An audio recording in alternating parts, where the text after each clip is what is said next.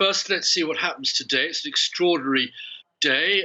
There's every chance that Conservatives, who are middle of the road Conservatives, have been astonished at the people, the real heavyweight people in the party, have said, no, we are not going to go down the road of even dreaming of a no deal. So if that law is passed today, Mr. Johnson then has to decide whether to try and call a general election, and that may be blocked also in Parliament. Big debate happening in Labour. I was there last night listening to some of my old colleagues, because to defeat Mr. Johnson on calling a general election would be a humiliating defeat for him. Not sure he could stay in office.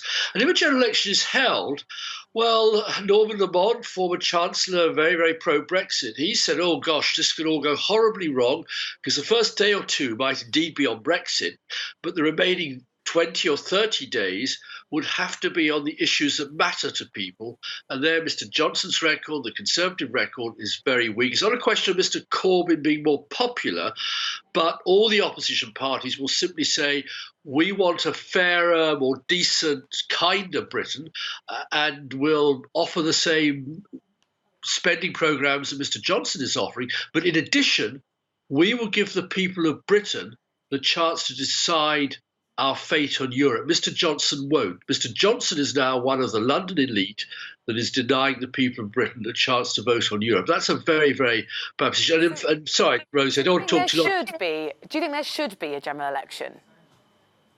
I personally think it will solve nothing, because as your very good political correspondent just said, supposing there is a general election, supposing by some miracle Mr. Johnson gets a thumping majority, no one who's a professional in politics can see where this majority is going to come from.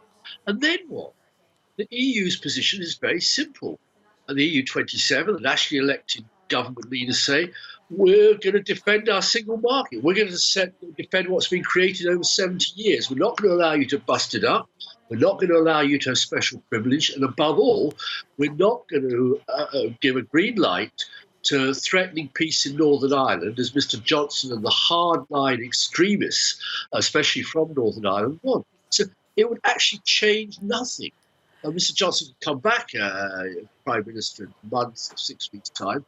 And then what? Everybody in the country knows this. He's been boxed into a corner by some very, very bad advice. Well, what about the Labour Party position? You know, Tony Blair said yesterday, former Prime Minister, Labour Prime Minister of the United Kingdom, said at this stage it would be an elephant trap for the Labour Party, suggesting that they would probably lose. Do you think he's right?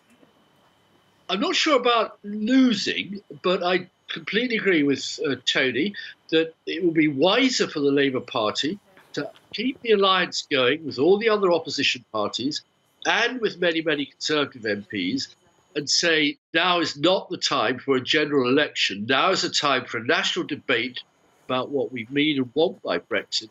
And I think at the end of the day, as in Denmark or Ireland or Switzerland, ask the people again. That's not for tomorrow, but right now I think Blair is right. The general election really does put the cart before the horse, because what we need is a settled, agreed policy on Brexit, not the threat of a no deal, of all trade stopping, of 50-mile queues between Amiens and Calais or between Dover and London. The supermarket shelves emptying of essential products because nothing can get through the customs controls that would have to be put in place on Mr. Johnson's no deal fantasy.